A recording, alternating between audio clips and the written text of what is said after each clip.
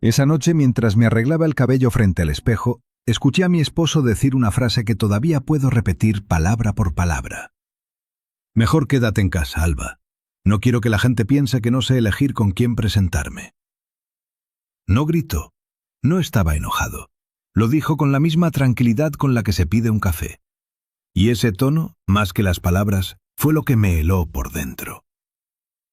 Antes de seguir, quiero saludar a quienes nos están escuchando desde distintos lugares. Me da mucho gusto saber quién me acompaña hoy en este relato, así que si gustan, cuéntenme desde dónde nos ven o nos escuchan. Ahora sí, continúo con la historia. Llevábamos 28 años casados. Esa noche había una cena importante organizada por la Cámara de Comercio de la ciudad, porque a Ernesto, mi esposo, le iban a entregar un reconocimiento por el crecimiento de su empresa de materiales de construcción. Yo me había comprado un vestido azul marino semanas atrás, uno sencillo, elegante, que me hacía sentir bien. Pero cuando salí del cuarto para que él me diera su opinión, apenas me miró de reojo y soltó, casi sin darle importancia, que ese vestido no era el adecuado, que mis zapatos tampoco combinaban, que mi peinado se veía anticuado. Y luego, sin transición, llegó la frase que me dejó inmóvil, que tal vez sería mejor que esa noche no lo acompañara. Le pregunté si hablaba en serio. Me dijo que sí, que no quería pasar vergüenzas frente a los socios, frente a la gente importante que iba a estar ahí, que yo nunca había sabido vestir para las ocasiones que él necesitaba. Me quedé parada en medio de la habitación, con el vestido puesto, sintiendo que algo se rompía adentro de mí, algo que llevaba mucho tiempo agrietándose sin que yo quisiera admitirlo. Esa noche Ernesto se fue solo a la cena. Yo me quedé sentada en el borde de la cama, todavía con el vestido azul, mirando la puerta cerrada. No lloré enseguida. Me quedé quieta, pensando, tratando de entender cómo habíamos llegado a ese punto. Porque una cosa era segura. Aquello no se trataba de un vestido. Escuché el motor del coche alejarse por la calle y el silencio que quedó después se sintió más pesado que cualquier grito. Me levanté, me miré en el espejo del closet, todavía con el peinado a medio hacer, y por primera vez en mucho tiempo me pregunté, en voz alta, ¿quién era esa mujer que me devolvía la mirada? No supe responderme de inmediato. Me quité los zapatos, me senté en el suelo del cuarto y dejé que las lágrimas salieran. No por el vestido, ni por la cena, sino por todos los años en los que había aprendido a hacerme pequeña sin darme cuenta. Pasé un buen rato así, hasta que el teléfono sonó. Era Renata, preguntando cómo había estado la cena, ansiosa por saber si su padre había recibido el reconocimiento como esperaba. Le dije, con la voz más firme de lo que me sentía, que no había asistido, que me había quedado en casa. Ella se sorprendió, preguntó si estaba enferma, y yo, sin saber todavía cómo explicarlo del todo, le dije simplemente que había preferido no ir. No entré en detalles esa noche. No estaba lista todavía para poner en palabras lo que apenas empezaba a entender yo misma. Con los días empecé a mirar hacia atrás, no de golpe, sino como quien va abriendo cajones olvidados uno por uno. Recordé que hacía años, cuando recién nos casamos, yo trabajaba en un pequeño taller de diseño y confección. Me gustaba combinar telas, inventar patrones, ver cómo una prenda cobraba forma entre mis manos. Ernesto, en ese entonces, decía que le encantaba verme trabajar, que tenía buen ojo, que algún día yo tendría mi propia tienda. Pero cuando nació nuestro primer hijo, me pidió que dejara el taller por un tiempo, solo mientras el niño crecía un poco. Ese por un tiempo se convirtió en años. Después llegó nuestra hija, y luego los gastos de la casa, y luego el negocio de él que empezaba a crecer y necesitaba que yo estuviera disponible para atender clientes, para organizar comidas con proveedores, para acompañarlo a reuniones donde yo servía café y sonreía mientras ellos hablaban de números. Poco a poco fui dejando de ser la mujer que combinaba telas para convertirme en la mujer que combinaba la agenda de Ernesto. Y lo hice con gusto, al principio, porque pensaba que era parte de construir una vida juntos. Pero las decisiones importantes siempre las tomaba él. La casa que compramos la eligió él. El colegio de los niños lo eligió él. Hasta el color de las paredes de la sala lo eligió él, aunque a mí me gustaba otro tono. Yo aprendí a decir que sí, porque discutir por cosas pequeñas parecía absurdo, y las cosas pequeñas, sumadas una tras otra durante años, terminaron construyendo una vida donde mi opinión pesaba cada vez menos. Recuerdo una tarde hace algunos años en que le mostré un boceto de un vestido que había dibujado solo por gusto, por nostalgia. Ernesto lo miró apenas 2 segundos y dijo que estaba bonito, pero que ya no tenía sentido pensar en esas cosas, que ya no era una jovencita con tiempo libre. Lo dijo sin maldad, como quien comenta el clima. Yo guardé el boceto en un cajón y no volví a sacarlo. Hubo otras señales, más pequeñas todavía, que con el tiempo se fueron acumulando como polvo sobre un mueble que nadie limpia. Recuerdo, por ejemplo, cuando cumplí 40 años y organicé, con mucha ilusión, una pequeña reunión con mis amigas del barrio. Ernesto llegó tarde esa tarde, se quedó apenas media hora, saludó a todas con una sonrisa formal y después se disculpó diciendo que tenía una llamada importante que atender. Nunca regresó a la reunión. Cuando le pregunté esa noche por qué se había ido tan pronto, me dijo que esas reuniones no eran lo suyo, que prefería que yo las hiciera sin esperar que él participara. Con los años entendí que aquello no era solo desinterés por una fiesta, sino una manera silenciosa de decirme que mi mundo, el de mis amistades, mis gustos, mis pequeñas alegrías, no merecía su tiempo. También recuerdo las vacaciones. Durante casi 20 años elegimos siempre el mismo destino, la casa de la familia de Ernesto en la costa, donde pasábamos una semana rodeados de sus hermanos, sus cuñadas, sus sobrinos. Yo, en cambio, tenía un sueño guardado desde joven de conocer las montañas del sur, un lugar que había visto en una revista cuando era adolescente y que nunca había podido olvidar. Cada vez que lo mencionaba, Ernesto respondía que ya teníamos un plan que funcionaba, que para qué cambiar algo que no estaba roto. Y yo, año tras año, dejaba pasar la idea, pensando que en algún momento llegaría el turno de mis propios deseos. Ese turno nunca llegó. Recuerdo también las comidas de los domingos, que durante décadas se organizaron siempre en casa de los padres de Ernesto, sin excepción, sin importar si yo estaba cansada, si había tenido una semana difícil o si simplemente hubiera preferido quedarme en casa descansando junto a mis propios hijos. Mi suegra, una mujer de carácter fuerte, tenía la costumbre de comentar con una sonrisa que no siempre era amable cómo debía sazonar tal platillo, cómo debía peinar a Renata para las fotografías familiares, cómo debía vestirme para las ocasiones importantes. Ernesto nunca intervenía en esos comentarios, ni para defenderme ni para pedirle a su madre que midiera sus palabras. Simplemente se quedaba callado, como si aquello no tuviera nada que ver con él, como si yo debiera resolver sola la incomodidad de sentirme constantemente evaluada. Con los años até cabos que antes no quería atar. Entendí que cada vez que yo proponía algo distinto, un restaurante nuevo, una película que quería ver, un plan de fin de semana diferente a la rutina, Ernesto encontraba la manera de convencerme, con argumentos razonables en apariencia, de que lo mejor era seguir con lo conocido. Nunca hubo gritos ni imposiciones evidentes. Todo se disolvía en conversaciones tranquilas que al final siempre terminaban con la misma conclusión, la que él prefería desde el principio. Yo salía de esas conversaciones pensando que había llegado a esa decisión por mí misma, sin darme cuenta de que en realidad había sido guiada hacia ella con mucha habilidad. Otro recuerdo que se quedó grabado con fuerza fue el día en que decidí, después de mucho pensarlo, inscribirme en un curso corto de corte y confección que se dictaba los sábados por la mañana en un centro cultural cercano. Se lo comenté a Ernesto con nerviosismo, casi pidiendo permiso, aunque en el fondo sabía que no debía necesitarlo. Él escuchó, asintió y luego dijo que le parecía bien, siempre y cuando no interfiriera con los compromisos de los sábados, que eran los días en que solíamos visitar a sus padres. El curso duraba solo 8 semanas, 2 horas cada sábado. Aún así, terminé faltando a la mitad de las clases porque, según él, sus padres esperaban vernos juntos, y no quería que yo llegara tarde por estar entretenida en otra cosa. Nunca terminé ese curso. La certificación quedó pendiente, como tantas otras cosas. Después de aquella noche de la cena, empecé a notar cosas que antes pasaba por alto. Notaba cómo Ernesto hablaba por mí en las reuniones familiares, decidiendo lo que yo pensaba antes de que yo abriera la boca.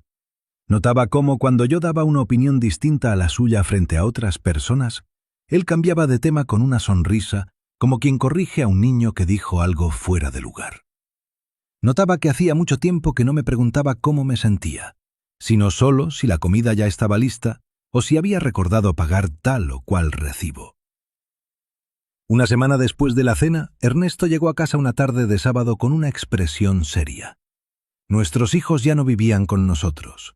Nuestro hijo mayor, Damián, se había mudado a otra ciudad por su trabajo, y nuestra hija, Renata, vivía a 15 minutos de casa con su esposo. Esa tarde estábamos solos en la cocina cuando Ernesto me dijo que quería hablar conmigo de algo serio.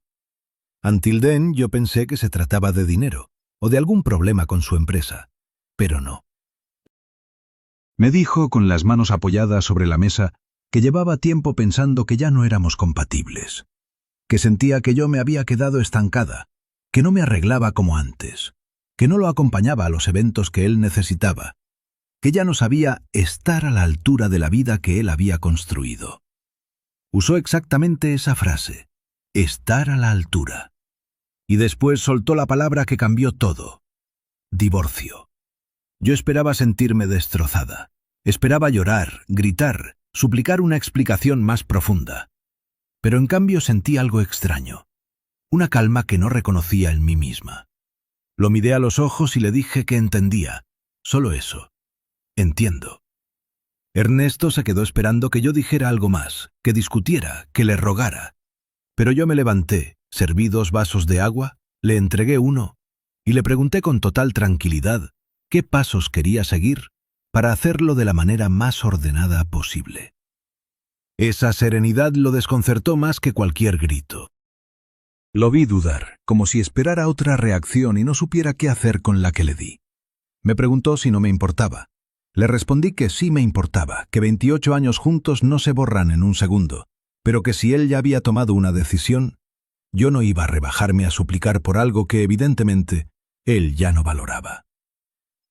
Esa noche dormí en el cuarto de huéspedes, no porque él me lo pidiera, sino porque yo lo decidí. Y algo en esa pequeña decisión tan simple me hizo sentir que después de mucho tiempo estaba empezando a elegir por mí misma otra vez. Al día siguiente, domingo, Ernesto se comportó como si la conversación de la noche anterior no hubiera cambiado nada esencial. Bajó a desayunar, revisó su teléfono, comentó algo sobre el clima. Yo lo observé desde la cocina, preparando el café, y me pregunté cuántas veces, a lo largo de nuestro matrimonio, había hecho exactamente eso. Continuar como si nada, avanzar sin mirar atrás, sin detenerse a medir el peso de sus propias palabras sobre la vida de otra persona. Le pregunté, con la misma calma del día anterior, si ya había pensado en hablarlo con un abogado, o si prefería que yo me encargara de buscar uno primero. Se quedó con la taza a medio camino de la boca, sorprendido, como si esperara que aquella serenidad mía fuera solo un efecto pasajero, algo que se rompería en cualquier momento entre lágrimas. No se rompió. Al contrario, con los días esa calma se fue convirtiendo en algo más firme, más parecido a una decisión tomada que a una simple reacción. Le propuse que, mientras se resolvían los trámites, mantuviéramos cierto orden en la casa. Horarios de comida separados si era necesario, espacios definidos, respeto mutuo. Él aceptó, todavía desconcertado, como si estuviera negociando con una persona que no terminaba de reconocer. Los primeros días fueron confusos. Ernesto se comportaba como si nada hubiera cambiado, hablando de arreglos legales con la misma frialdad con la que hablaba de contratos de trabajo. Yo, por mi parte, empecé a organizar mis pensamientos. No sabía todavía qué iba a hacer con mi vida, pero sabía que no iba a quedarme esperando que él decidiera por mí, como había pasado durante tantos años. Una mañana, mientras ordenaba el closet para separar mis cosas de las suyas, encontré una caja vieja en el fondo del armario. Adentro estaban mis antiguos cuadernos de bocetos, algunas telas que había comprado hacía años y nunca usé, y una pequeña máquina de coser portátil que me había regalado mi madre antes de morir. La había guardado ahí, olvidada, como si fuera parte de una vida que ya no me pertenecía. Me senté en el suelo del cuarto y abrí uno de los cuadernos. Los dibujos seguían ahí, intactos, esperando. Pasé los dedos sobre las líneas hechas con lápiz, sintiendo una mezcla de tristeza y algo parecido a la emoción. Fue en ese momento, sentada en el suelo con la caja abierta, cuando entendí que recuperar mi vida no iba a ser un proceso dramático ni inmediato, sino una serie de pequeños pasos, uno detrás de otro. Entre los cuadernos encontré también una fotografía vieja, de cuando tenía apenas 24 años, parada frente a la entrada del taller donde trabajaba, con las manos manchadas de tiza de sastre y una sonrisa que hacía mucho tiempo no reconocía en mí misma. Me quedé mirando esa fotografía un largo rato. La mujer de la imagen tenía algo que yo había perdido sin darme cuenta. Una especie de brillo, de curiosidad por lo que vendría. Guardé la fotografía en la cartera, no como un recuerdo triste, sino como una promesa silenciosa de que iba a volver a encontrar ese brillo. Esa misma tarde limpié la máquina de coser, revisé que las piezas todavía funcionaran y probé algunas puntadas sobre un retazo de tela vieja. El sonido del pedal, el movimiento de la aguja, todo me resultaba extrañamente familiar, como si mis manos recordaran algo que mi mente había dejado de lado durante demasiado tiempo. No cosí nada importante esa tarde, solo practiqué. Dejé que mis dedos recordaran el ritmo. Pero cuando terminé, sentí una calma distinta a cualquier otra que hubiera sentido en meses. El primer paso fue llamar a Carmen, mi amiga de toda la vida, con quien había perdido contacto porque Ernesto siempre decía que sus reuniones eran una pérdida de tiempo. Carmen se sorprendió al escucharme, pero enseguida propuso que nos viéramos esa misma semana. Cuando nos encontramos en una cafetería del centro, hablamos durante horas, como si no hubiera pasado el tiempo. Ella me contó que después de todos esos años seguía trabajando en su propio negocio de decoración, y que muchas veces se había preguntado por qué yo había desaparecido tanto. Me contó entre risas anécdotas de su trabajo, de clientes complicados, de proyectos que la habían llevado a viajar a otras ciudades. Yo la escuchaba con una mezcla de alegría y una punzada de algo parecido a la envidia sana, esa sensación de ver a alguien vivir la vida que uno también quiso vivir. En un momento de la conversación, Carmen se detuvo, me miró fijamente y me preguntó, sin rodeos, qué había pasado conmigo. ¿Por qué había dejado de ser aquella mujer llena de proyectos que ella recordaba de joven? No supe qué responder de inmediato. Le dije con la voz un poco quebrada que no sabría señalar un momento exacto, que simplemente un día me di cuenta de que llevaba años posponiéndome a mí misma por costumbre. Le conté lo que estaba pasando con Ernesto, y en vez de compadecerme, Carmen me miró fijamente y me dijo algo que se me quedó grabado. Que tal vez esa era la oportunidad que yo había estado esperando sin saberlo. No lo dijo con alegría por mi separación, sino con la seriedad de quien ve a una amiga a punto de recuperar algo que había perdido. Antes de despedirnos, Carmen insistió en que debíamos vernos más seguido, y me propuso que la acompañara la semana siguiente a una feria de emprendedores que se organizaba en un parque de la ciudad, donde varias mujeres exponían y vendían productos hechos por ellas mismas. Joyería artesanal, repostería, ropa, accesorios. Al principio dudé, pensando en 1000 excusas, pero finalmente acepté. Esa pequeña decisión terminaría siendo, sin que yo lo supiera todavía, el primer paso firme hacia todo lo que vendría después. La feria resultó ser más inspiradora de lo que imaginé. Caminando entre los puestos, viendo a mujeres de mi misma edad y algunas incluso mayores, mostrando con orgullo lo que habían creado con sus propias manos, sentí que algo se encendía dentro de mí. Una de las expositoras, una señora de cabello blanco que vendía bufandas tejidas, me contó que había empezado su pequeño negocio después de quedar viuda, a los 63 años, porque necesitaba encontrar un motivo para levantarse cada mañana. Sus palabras se quedaron resonando en mi cabeza durante días. A partir de esa conversación, empecé a moverme.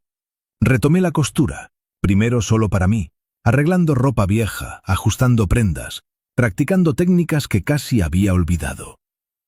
Después, casi sin planearlo, arreglé un vestido para Renata, mi hija, que tenía una boda a la que asistir y no encontraba nada que le gustara. El vestido quedó tan bien que ella misma me sugirió que hiciera lo mismo para una de sus amigas, que buscaba algo especial para una fiesta. Por esos días también hablé por teléfono con Damián, contándole en términos generales lo que estaba pasando entre su padre y yo, sin entrar todavía en los detalles más dolorosos. Mi hijo, que siempre había sido el más callado de los dos, se quedó en silencio un largo rato al otro lado de la línea, y después me dijo algo que no esperaba escuchar, que desde hacía años notaba que yo parecía apagada en las reuniones familiares, que muchas veces intentó preguntarme si estaba bien, pero nunca supo cómo abordar el tema sin sonar entrometido. Me confesó que se sentía culpable por no haber insistido más, por haber asumido que si algo andaba mal, yo se lo hubiera contado. Le dije que no tenía nada de qué sentirse culpable, que a veces uno mismo tarda años en reconocer lo que le pasa, y que no era justo esperar que los hijos notaran lo que ni siquiera la propia madre se atrevía a nombrar. Esa conversación con Damián terminó siendo, sin que yo lo planeara, otro empujón importante. Colgué el teléfono con una sensación extraña, mezcla de tristeza por el tiempo perdido y alivio por finalmente estar hablando con honestidad sobre algo que llevaba años guardando. Esa misma noche saqué de nuevo la caja con mis cuadernos de bocetos y empecé a dibujar algo nuevo, un diseño completo, no solo un arreglo de ropa vieja, sino una pieza original, pensada desde cero. Trabajé en ese boceto durante casi una semana, entre los ratos libres que me dejaban las tareas de la casa, hasta que quedó terminado. Un vestido de líneas sencillas, inspirado en los colores del atardecer que se veía desde la ventana de mi cuarto. Empecé a recibir pequeños encargos. Nada grande al principio, solo arreglos y ajustes, pero suficiente para sentir que mis manos todavía sabían hacer algo que valía la pena. Cada prenda terminada me devolvía un poco de la confianza que había perdido con los años. Empecé también a caminar sola por las tardes, algo que antes evitaba porque Ernesto decía que una mujer caminando sola por el barrio daba mala impresión. Ahora cada caminata se sentía como una pequeña rebelión silenciosa. Con el paso de las semanas, los encargos empezaron a multiplicarse gracias a las recomendaciones de boca en boca. Una vecina me pidió que le entallara un vestido para la graduación de su hija. Una compañera de Renata me encargó 3 blusas iguales para regalarlas a sus hermanas. Empecé a llevar un pequeño cuaderno donde anotaba medidas, fechas de entrega, telas necesarias, igual que había hecho años atrás cuando trabajaba en el taller. Ese cuaderno, sin que yo lo planeara, se convirtió en el primer registro de lo que más adelante sería un negocio propio. También retomé algo que había abandonado desde joven, leer por placer. Antes, cualquier rato libre lo dedicaba a organizar la casa o a estar disponible para las necesidades de Ernesto. Ahora algunas noches me sentaba con una taza de té y un libro sin sentir la necesidad de justificar ese tiempo ante nadie. Fue una amiga de Carmen quien me recomendó un club de lectura que se reunía los jueves en la biblioteca municipal, y aunque al principio me sentí fuera de lugar, con el tiempo esas reuniones se convirtieron en uno de los momentos que más esperaba durante la semana. Fue en una de esas caminatas cuando volví a encontrarme con Yolanda, una antigua compañera del taller donde había trabajado hacía muchos años. Ella seguía en el mundo de la costura, pero ahora manejaba una pequeña boutique en el centro de la ciudad, especializada en piezas hechas a medida. Nos reconocimos enseguida, y después de ponernos al día, ella me invitó a visitar su tienda. Cuando entré a la boutique, algo dentro de mí se movió. Las telas colgadas, los maniquíes vestidos con prendas cuidadosamente confeccionadas, el olor a tela nueva, todo me recordó a la persona que había sido antes de convertirme, casi sin darme cuenta, en la sombra de otra persona. Yolanda me preguntó si me interesaría colaborar con ella, aunque fuera de manera ocasional, ayudando con algunos diseños. Le dije que lo pensaría, aunque en el fondo ya sabía que iba a decir que sí. Nos sentamos en la trastienda, entre rollos de tela y maniquíes sin terminar, y Yolanda me contó cómo había llegado hasta ahí. Me habló de los años difíciles al principio, de las noches sin dormir calculando si alcanzaría para pagar el alquiler del local, de los clientes que se iban sin pagar, de las veces que estuvo a punto de cerrar. Pero también me habló de la satisfacción de ver crecer algo que era completamente suyo, sin depender de la aprobación de nadie más. Le pregunté cómo había encontrado el valor para empezar sola, y ella se rió, diciendo que en realidad nunca sintió que tuviera opción, que después de su divorcio, hacía ya 15 años, entendió que si no se movía, nadie más lo iba a hacer por ella. Esa frase se quedó resonando en mi cabeza durante todo el camino de regreso a casa. Nadie más lo iba a hacer por mí. Durante años había esperado, sin saberlo, que alguien más notara mi cansancio, que alguien más decidiera que ya era momento de que yo también tuviera espacio para mis propios sueños. Pero ese momento nunca llegaría si yo no lo construía con mis propias manos. Esa noche, antes de dormir, tomé una decisión silenciosa. Iba a llamar a Yolanda al día siguiente para decirle que sí, que quería colaborar con ella, sin condiciones, sin miedo a lo que Ernesto pudiera opinar al respecto. Mientras mi vida empezaba a moverse en una dirección nueva, la de Ernesto seguía atrapada en la misma rutina de siempre, aunque él no parecía notarlo todavía. Seguía yendo a su oficina, seguía organizando reuniones, seguía comportándose como si nada hubiera cambiado en su interior. Pero algo sí estaba cambiando a su alrededor, aunque él tardó un poco más en darse cuenta. Unos días antes de la comida familiar con Damián y Renata, encontré por casualidad, mientras buscaba unos papeles del seguro de la casa en el escritorio de Ernesto, un recibo de una joyería local, fechado apenas 2 semanas atrás, por la compra de un par de aretes de un valor considerable. No recordaba haber recibido ningún regalo de esas características, y la fecha coincidía exactamente con un viaje de trabajo que Ernesto había hecho a la ciudad vecina, un viaje del que había regresado especialmente contento, según recuerdo. Guardé el recibo en mi cartera, sin decir nada todavía, esperando el momento adecuado. Ese mismo fin de semana, mi cuñada Irma, hermana menor de Ernesto, me llamó con un pretexto cualquiera para invitarme a tomar un café. Irma y yo siempre habíamos tenido una relación cordial, aunque distante, más por las circunstancias familiares que por falta de afecto real. Apenas nos sentamos, noté que estaba nerviosa, dando vueltas alrededor de un tema sin animarse a decirlo directamente. Finalmente, después de un largo rodeo, me confesó que en la última reunión familiar había escuchado a su madre, mi ex-suegra, comentar con otra tía que Ernesto llevaba tiempo distraído con una mujer del trabajo, y que la familia lo sabía desde hacía meses, pero nadie se había atrevido a decírmelo, pensando que no era su lugar meterse en nuestro matrimonio. Me quedé en silencio, procesando la información. No sentí sorpresa, porque en el fondo ya lo intuía, pero sí sentí una punzada de tristeza al descubrir que había sido, durante meses, la última en enterarse de algo que su propia familia comentaba entre risas incómodas y silencios cómplices. Irma, avergonzada, me pidió disculpas por no haberme dicho nada antes, explicando que tenía miedo de equivocarse o de causar un problema mayor entre hermanos. Le agradecí su honestidad, aunque tardía, y le dije que entendía perfectamente lo difícil que era esa posición. No le guardé rencor.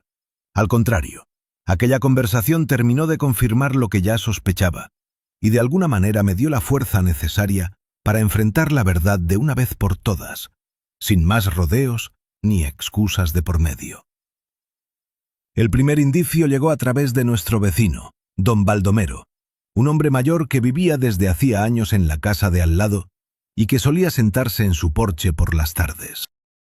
Un día, mientras yo regaba las plantas del jardín, él me comentó, casi de pasada, que había notado que Ernesto llegaba más tarde de lo habitual últimamente, y que en varias ocasiones lo había visto salir del auto de una mujer que no era yo, estacionada frente a la casa de enfrente. No lo dijo con mala intención, sino con la naturalidad de quien simplemente comparte una observación cotidiana. Don Baldomero llevaba viviendo en esa calle desde antes de que nosotros nos mudáramos, y con los años se había convertido en una especie de guardián silencioso del barrio, siempre atento a los detalles que otros pasaban por alto. Me contó que la mujer solía llegar en un auto color gris, que se estacionaba a media cuadra, y que Ernesto caminaba hasta ahí como quien no quiere ser visto. Me lo dijo con cierta vergüenza, como disculpándose por contarme algo que quizás yo prefería no saber. pero también con la convicción de que yo merecía tener la información. No le di mucha importancia al principio. Pensé que podía tratarse de alguna compañera de trabajo, alguna reunión de negocios. Pero unos días después, mi hija Renata me llamó visiblemente incómoda. Me contó que había ido a buscar unos documentos a la oficina de su padre y, sin querer, había visto en su computadora una conversación abierta con una mujer llamada Priscila. Una conversación que no tenía nada de profesional. Renata estaba confundida, sin saber si debía contármelo o no, pero decidió que yo merecía saber la verdad. Esa noche, cuando Ernesto llegó a casa, no le reclamé nada de inmediato. Simplemente lo observé con una calma que empezaba a sentir cada vez más natural en mí. Le pregunté sin rodeos quién era Priscila. Él se quedó paralizado un instante y después trató de minimizarlo diciendo que era solo una amistad, una persona con quien hablaba de temas del negocio. Pero su voz temblaba de una manera que no era propia de él, acostumbrado siempre a hablar con total seguridad. Le dije que no estaba enojada, y era verdad. Lo que sentí en ese momento no fue rabia, sino una especie de claridad. Entendí que la decisión de pedirme el divorcio, disfrazada de comentarios sobre mi forma de vestir, en realidad tenía raíces mucho más profundas, y que probablemente esa mujer llevaba tiempo ocupando un espacio en su vida que antes me pertenecía a mí, aunque fuera un espacio que yo misma había dejado de reclamar. Ernesto insistió en que no había nada más que una amistad, pero yo ya no necesitaba que me convenciera. Le dije que más allá de esa mujer, lo que realmente me dolía era descubrir cuánto tiempo llevaba yo desapareciendo de mi propia vida sin darme cuenta, y que tal vez esa decisión suya, aunque dolorosa, terminaría siendo lo mejor que me había pasado en mucho tiempo. Las semanas siguientes trajeron más cambios. Empecé a trabajar formalmente con Yolanda en la boutique, dedicando 3 días a la semana a diseñar piezas nuevas. Descubrí que todavía tenía buen ojo para combinar colores y texturas, algo que Ernesto, irónicamente, había dicho que yo nunca supe hacer bien. Uno de mis diseños, un vestido inspirado en los bordados que hacía mi abuela, llamó la atención de una clienta que resultó ser organizadora de eventos en la ciudad.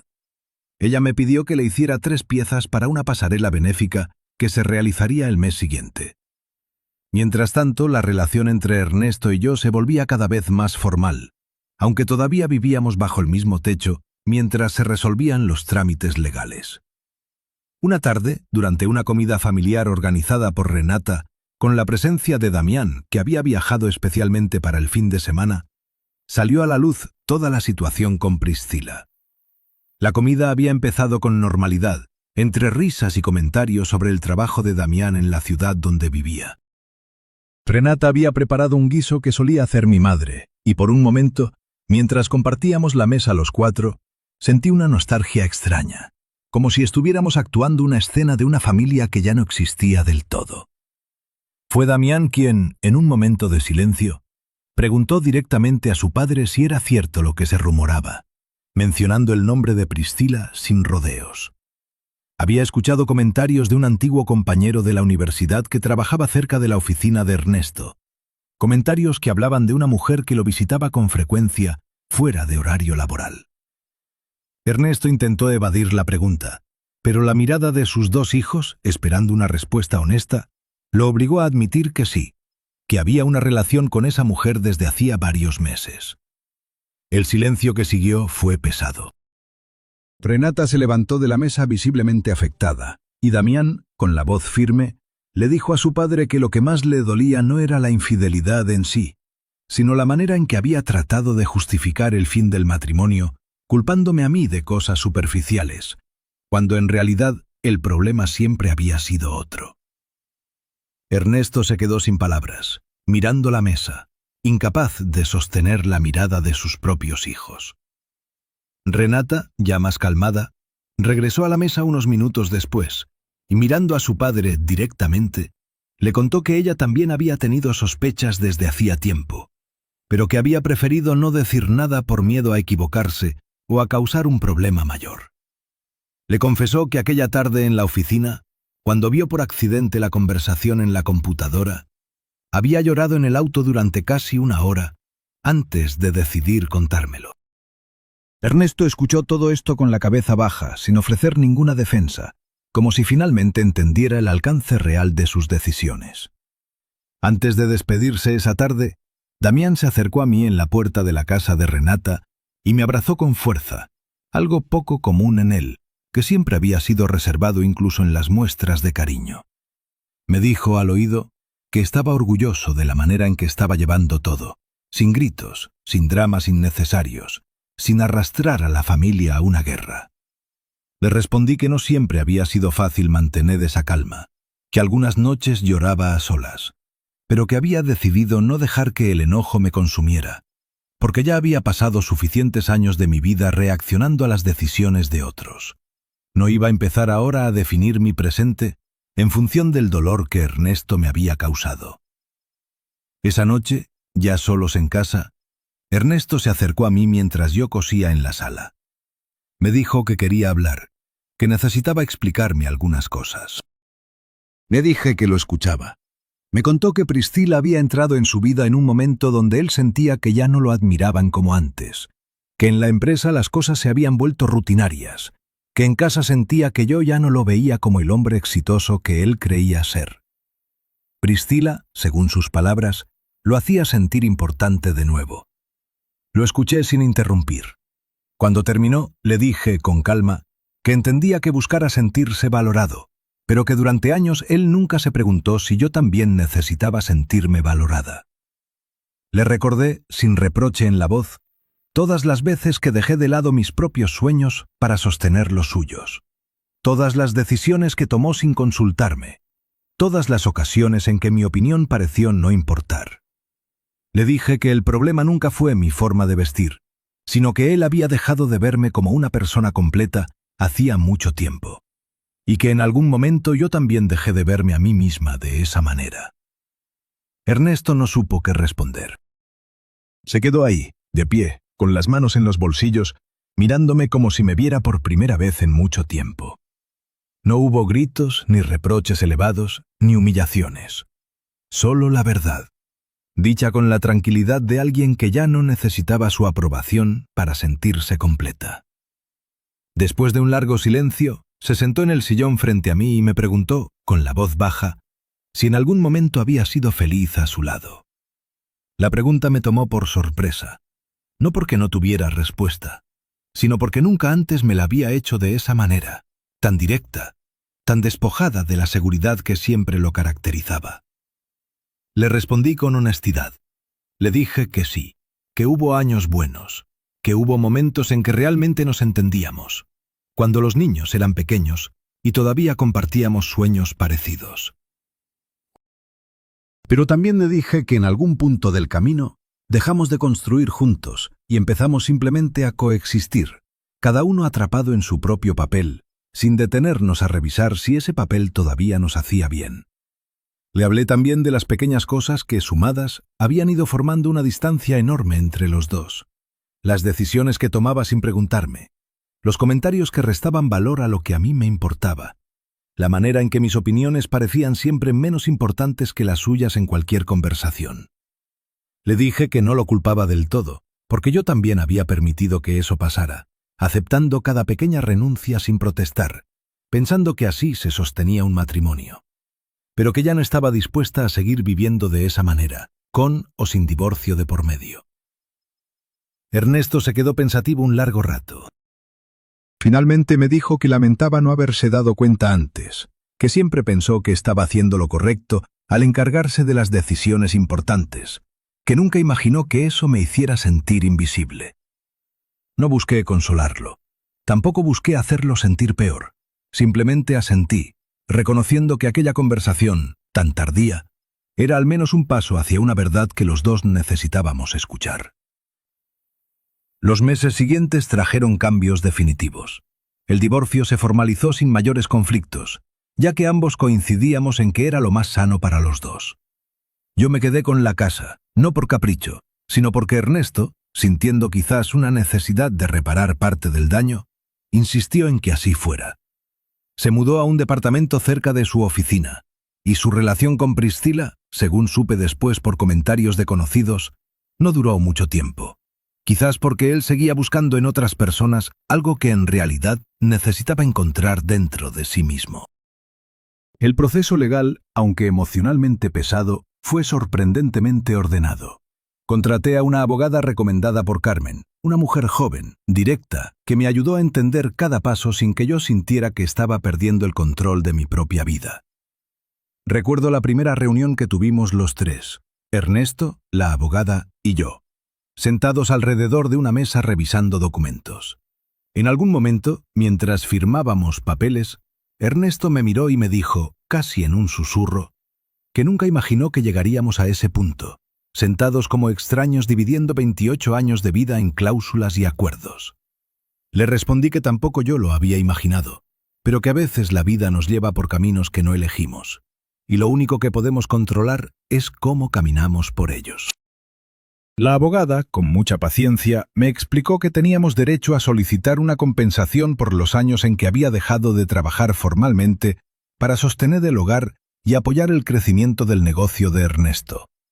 Al principio me resistí a la idea, sintiendo que pedir algo así se parecía demasiado a cobrar por el cariño que le había dado a mi familia durante tantos años. Pero ella me hizo ver las cosas de otra manera. No se trataba de cobrar afecto, sino de reconocer, en términos concretos, el trabajo invisible que había sostenido nuestra vida en común durante casi 3 décadas. Un trabajo que rara vez se nombra, pero que sostiene silenciosamente cada logro que se atribuye a una sola persona. Mi vida, en cambio, empezó a florecer de una manera que jamás imaginé posible a mi edad. La pasarela benéfica donde presenté mis diseños tuvo mucho éxito, y varias personas se acercaron después interesadas en encargos personalizados. Con el apoyo de Yolanda decidí abrir mi propio pequeño espacio dentro de la boutique, un rincón donde podía atender directamente a mis clientas y desarrollar mis propias colecciones. No fue un camino sencillo. Hubo noches de trabajo intenso, dudas, cansancio, pero también hubo una satisfacción que no sentía desde mi juventud. Recuerdo especialmente la noche anterior a la pasarela benéfica, cuando terminé de coser el último detalle de la tercera pieza casi a las 2 de la madrugada, con los dedos doloridos y los ojos cansados, pero con una sonrisa que no podía borrar de la cara. Renata se había quedado conmigo esa noche, ayudándome a planchar los últimos ajustes, y en un momento, mientras tomábamos un café para mantenernos despiertas, me dijo que estaba orgullosa de mí, que nunca me había visto tan concentrada y feliz al mismo tiempo. Esas palabras dichas por mi propia hija valieron más que cualquier aplauso que pudiera recibir después. El día de la pasarela, mientras veía mis diseños desfilar sobre modelos que los lucían con orgullo, sentí que por fin estaba en el lugar correcto, haciendo lo que realmente me apasionaba. Al finalizar el evento, varias mujeres se acercaron para felicitarme y pedirme tarjetas de contacto, algo que yo ni siquiera tenía preparado porque nunca imaginé que llegaría tan lejos. Esa misma semana, Yolanda me ofreció formalmente ser socia de la boutique, no solo una colaboradora ocasional, y aunque la propuesta me asustó al principio, terminé aceptando después de pensarlo con calma durante varios días.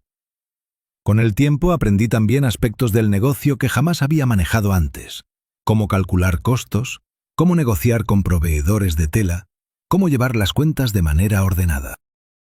Renata me ayudó a entender lo básico de las redes sociales, y poco a poco empecé a publicar fotografías de mis diseños, primero con timidez, después con una confianza que crecía cada vez que alguien comentaba algo positivo.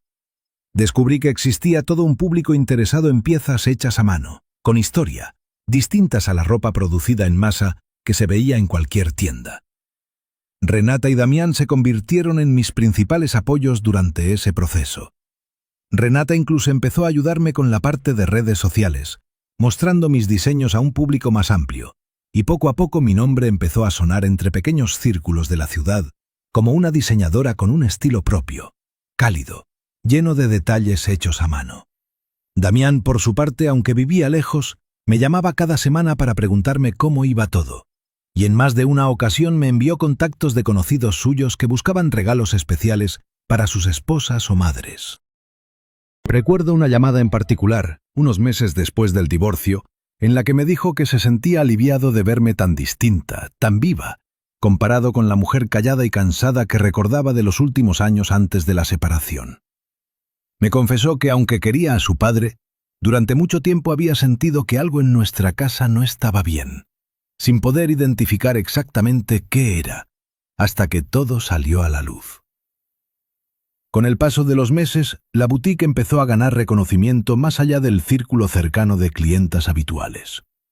Una periodista de un pequeño periódico local, que había asistido a la pasarela benéfica como invitada, se puso en contacto conmigo para hacer una nota sobre mujeres que reinventaban su vida después de los 50 años.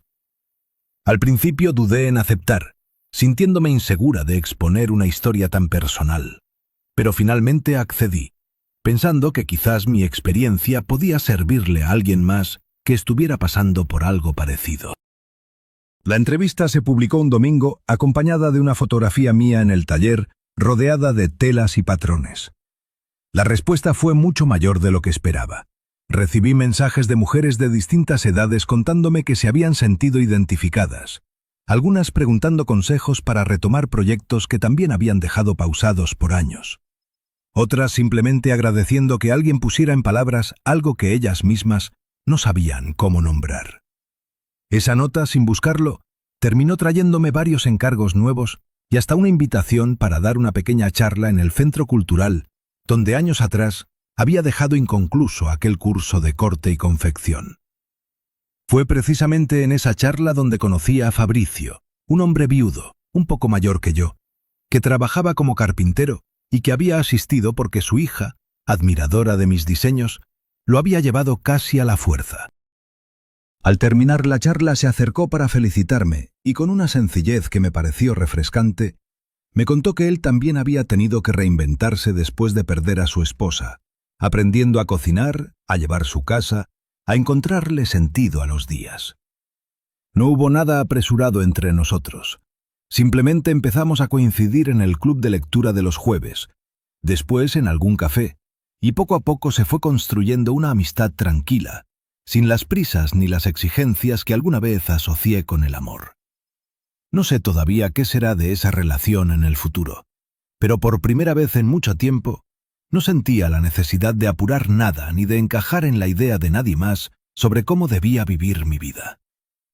Un año después de aquella noche en que Ernesto me pidió que no lo acompañara a la cena por no saber vestir, coincidimos en un evento social, esta vez sin ninguna relación entre nosotros más que la de padres compartidos de nuestros hijos. La ocasión era la boda de la hija de un antiguo socio de Ernesto, a la que ambos habíamos sido invitados por separado, sin saber que el otro también asistiría. Yo llevaba un vestido diseñado por mí misma, uno de los más elogiados esa noche, mientras varias personas se acercaban a felicitarme por mi trabajo. Desde lejos vi a Ernesto observándome, con una expresión que mezclaba sorpresa y algo parecido al arrepentimiento. Se veía distinto, un poco más delgado, con algunas canas nuevas que antes no tenía. En algún momento de la noche, mientras yo conversaba con un grupo de personas cerca de la pista de baile, él se acercó, esperó a que hubiera un espacio en la conversación y me saludó con timidez, algo que jamás había visto en él durante los 28 años que compartimos. Me preguntó cómo estaba, y le respondí con sinceridad que estaba bien, mejor de lo que había estado en mucho tiempo.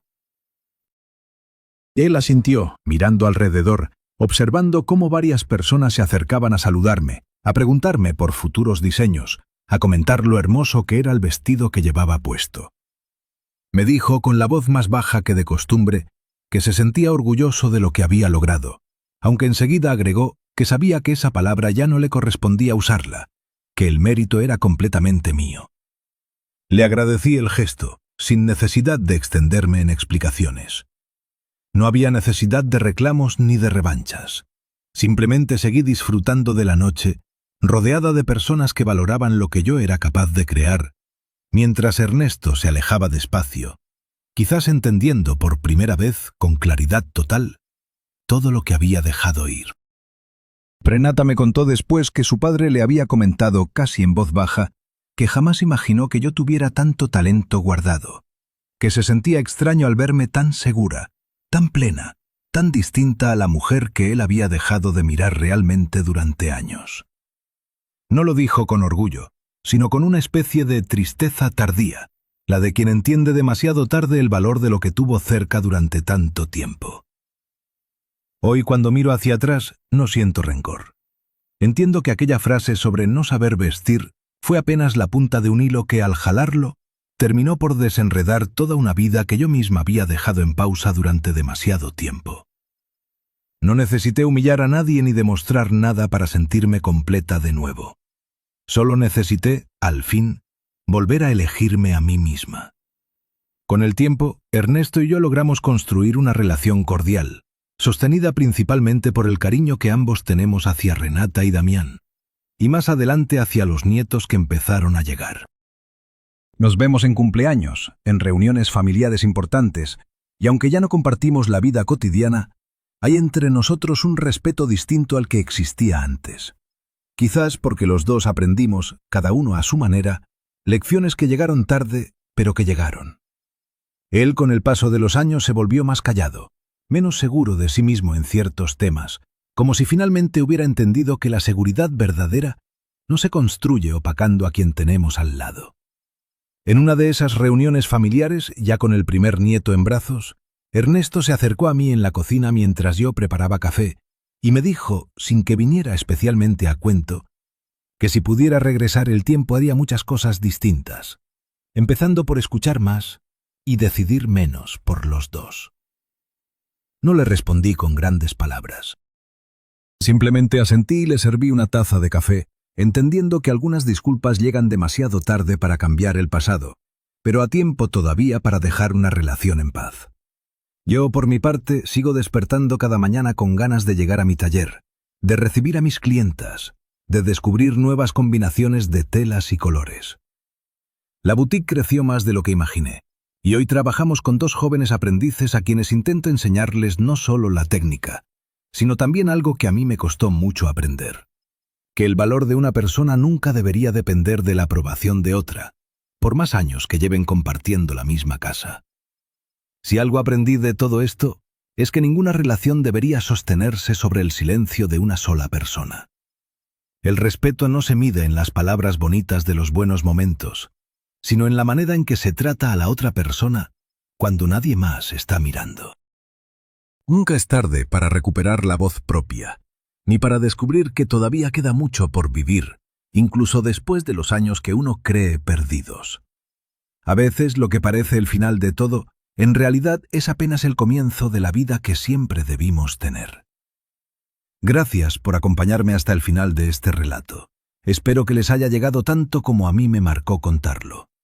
Nos vemos en el próximo vídeo, con una nueva historia que sé que también les va a tocar el corazón.